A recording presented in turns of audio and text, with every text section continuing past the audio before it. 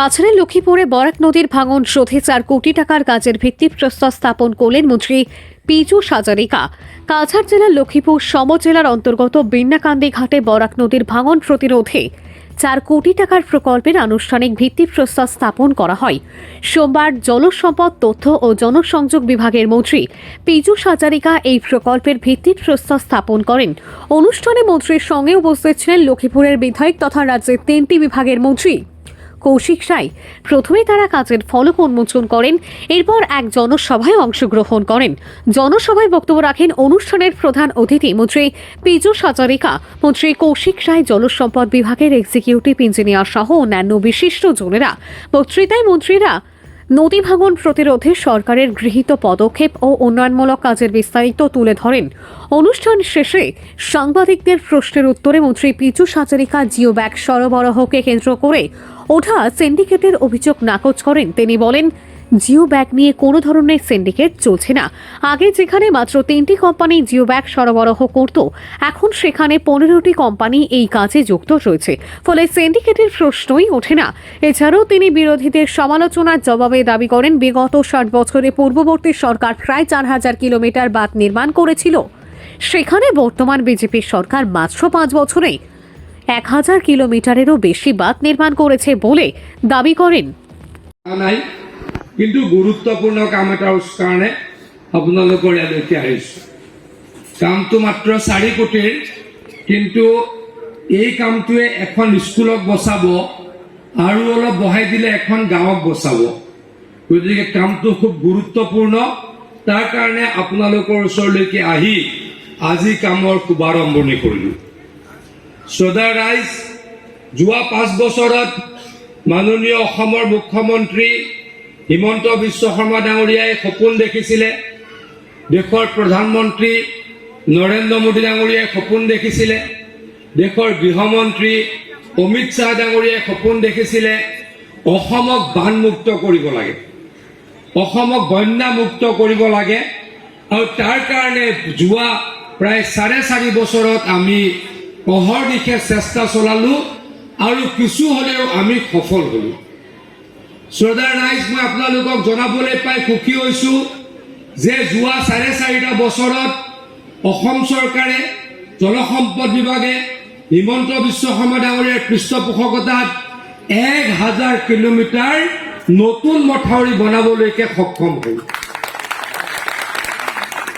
আমি সকলোৱে জানো, আমাৰ দেশ স্বাধীন হৈছিলে 1947 চনৰ 15 আগষ্ট তাৰিখে, আৰু তেতিয়াৰ পৰা আজিৰ পৰা 5 বছৰ আগলৈকে বিভিন্ন চৰকাৰে বনালে 4500 কিলোমিটাৰ, আৰু আমি 5 বছৰত বনালো 1000 কিলোমিটাৰ।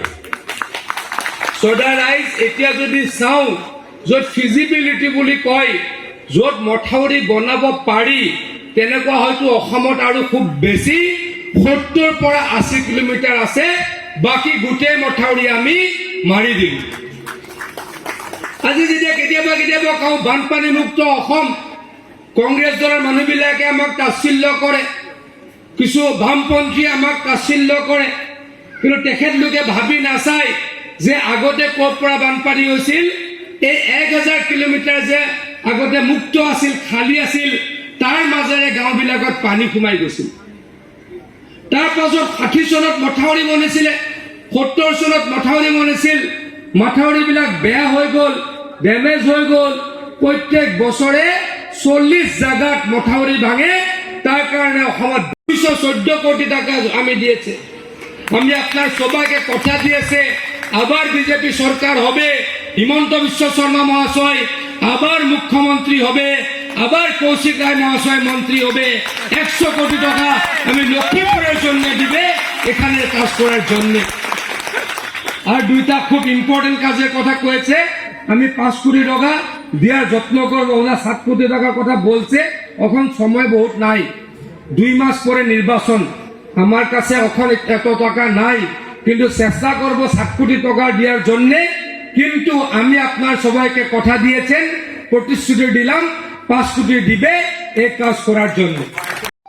গত বছর বন্যার সময় আমরা এই এলাকা যখন বন্যার সময় এসেছিলাম তখন এই এলাকার একটা দাবি ছিল যে এম দেব সিং স্কুল থেকে এই যে নিচ পর্যন্ত কয়েকটা বাড়িও আছে, যে বাড়িগুলি ইরোশনের নদী ধসের পরে তারা একটা খুব সমস্যার সম্মুখীন হয়েছিল এবং প্রয়োজন ছিল যে খুব তাড়াতাড়ি আমরা এটাকে করতে পারি। এবং সঙ্গে সঙ্গে আরো একটু আগে আমাদের বিন্নাকান্দি যে ঘাট পয়েন্ট থেকে একটু আগে বাগানের দিকে গেলে আরো বাম দিকে সেখানেও ইরোশনের একটা বড় সমস্যা আছে। আমরা মাননীয় মন্ত্রী পীযূষ হাজারিকা মহাশয়ের কাছে যখন দেখা করেছিলাম, উনি আশ্বাস দিয়েছিলেন যে যত তাড়াতাড়ি আমরা এটাকে সম্পূর্ণ করতে পারি।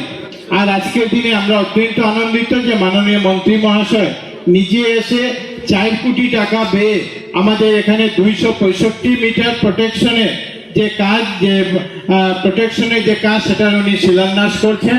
এটার জন্য মাননীয় মন্ত্রী মহাশয়কে আমি অনেক অনেক ধন্যবাদ এবং কৃতজ্ঞতা জানাচ্ছি।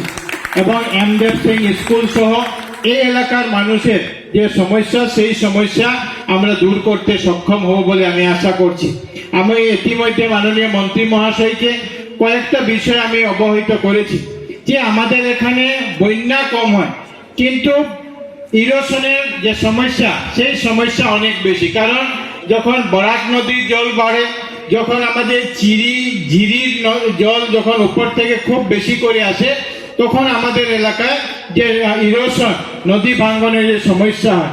কিন্তু বন্যা যদি আমরা হিসাব করি তো কাছাড়ের সবচেয়ে কম বন্যা আমাদের এই লক্ষ্মীপুর বিধানসভাতে হয়। আর বন্যা হলেও 2 দিন 3 দিন 4 দিনের জন্য হয়।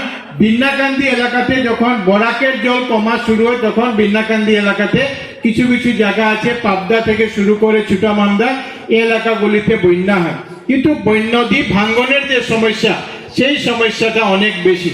এই জন্য আজকের দিনে আমি মাননীয় মন্ত্রী মহাশয়কে আমি বলেছি যে যেখানে আমরা 265 মিটার করছি, এই 265 মিটারটা পর্যাপ্ত নয়। এখানে মোট প্রায় 600 মিটার আছে, যার মধ্যে থেকে আমরা 265 মিটার করছি। বাকিটা যদি আমরা তাড়াতাড়ি করে দিতে পারি তো একসঙ্গে এই কাজগুলোকে আমরা সম্পূর্ণ করে পুরোপুরি এই এলাকাকে আমরা বন্যা থেকে মুক্ত